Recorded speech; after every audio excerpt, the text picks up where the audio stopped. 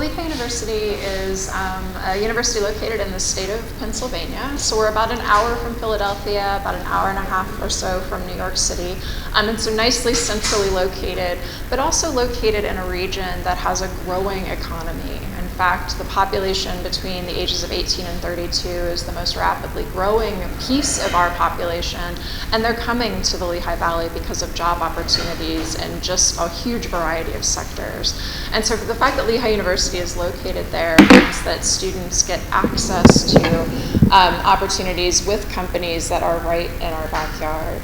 But in terms of the kind of academic part of Lehigh, we have 5 graduate colleges.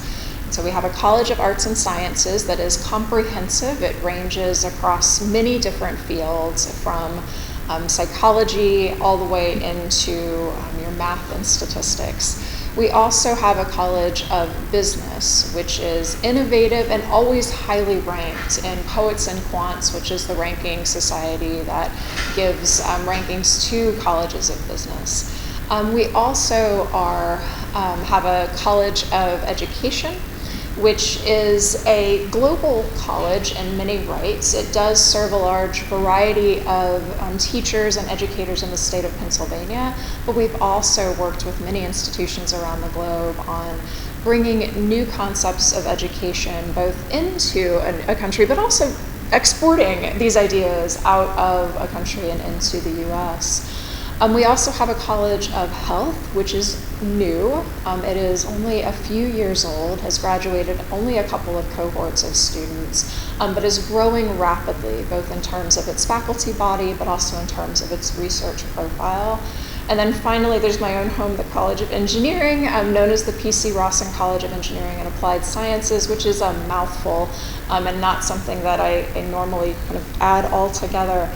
But the College of Engineering has 8 academic departments, and in those 8 academic departments span from bioengineering all the way into mechanical engineering, computer science, and systems engineering in our industrial and systems engineering department. My own home departments are bioengineering and materials science, and because of that I do biomaterials related work. But on the graduate side of things, we also have a number of independent master's programs that sit outside of departments.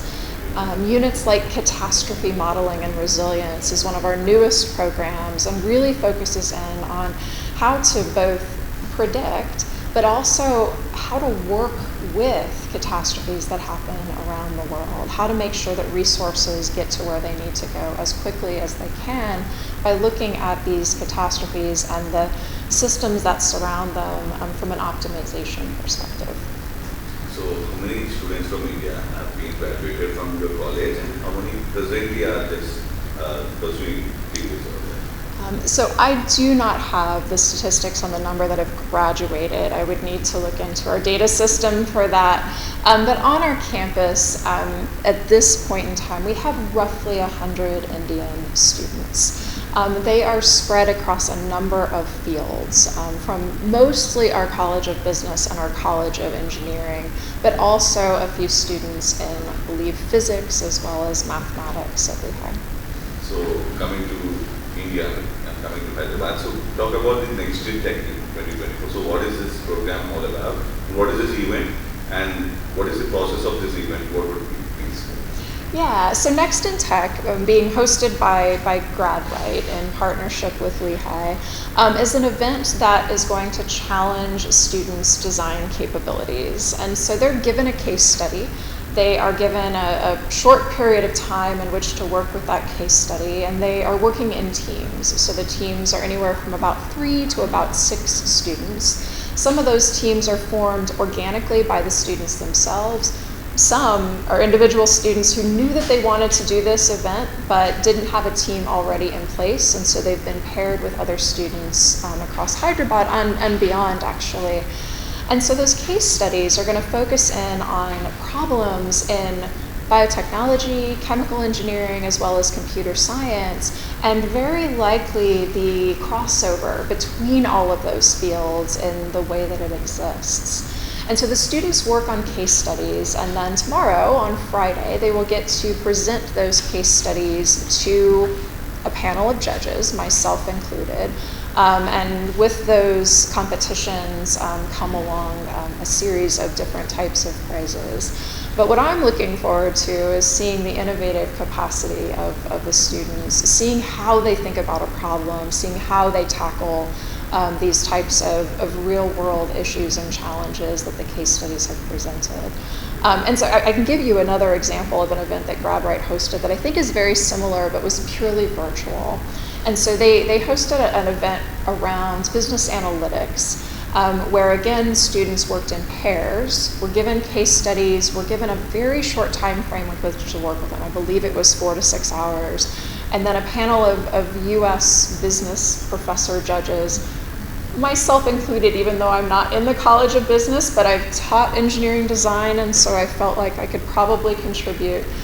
We got to hear the students' pitches for their solutions. And so the challenge that students were given was an automotive company wants to put a series of commercial shops within the country of India. Where should they be located? Right? And so then seeing how students tackle that problem, both from where is the population, where is the demand, where is the manufacturing, what is the most efficient way to get automobiles from a manufacturing plant to the site where they're going to be sold. Seeing students tackle that from all of those different angles was really fascinating. And I got to see the insight and the thinking process of students through that. So actually, I have heard that the next Intech 2024 winners would be winning a prize of 2 lakh worth of rupees. And apart from that, is there any chance of joining in your university like Lehigh? Absolutely. And so a couple of things that Lehigh is looking to do at this event. We look to evaluate students on the spot for potential admission so that I can tell them whether or not they'll be a good fit for the university and be able to give their names and information to the graduate director that would formally admit them so that they can have an interview with that graduate director. We also are looking to offer exclusive scholarships to our university, to the winners of this, as well as obviously expedited admissions, so they don't have to wait the full time for getting a decision. So can you just give me the eligibility criteria for the students who can just come to Lehigh? Yeah. So graduate and UG also. And apart from that, what kind of a scholarship that you have been offering? Any numbers if possible? Yeah, so I think for the undergraduate side, I can really only talk about the type of student that we attract because I don't sit in admissions at the undergraduate level. But we look for students who are worldly in their thinking.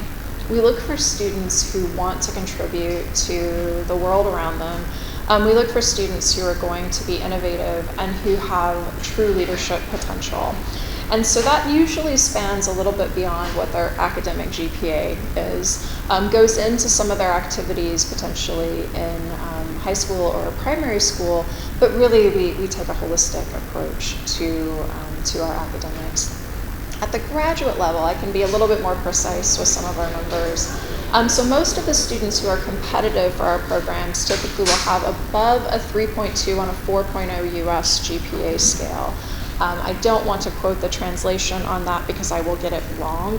So otherwise, I would try to do that. We also look for students who are going to show leadership potential. And so we look for that through their statements of purpose. And one of the things I was talking with a number of people last night, deans as well as people who work with student placement, around that statement of purpose. One of the most compelling statements of purposes I've ever read from an international student started with a failure. It started with, this went wrong, right? This didn't work, and this is how I overcame that.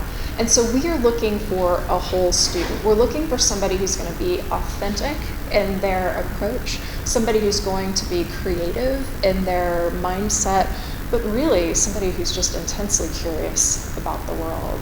One of the things that all of my colleagues have is this sense of curiosity, constantly asking questions, and we expect the same of our students. And so if we can see that in the statement of purpose, and if the student has robust experience in the classroom, potentially in a research lab, potentially in internships or other jobs, they're going to be a good fit with the GPA at that scale.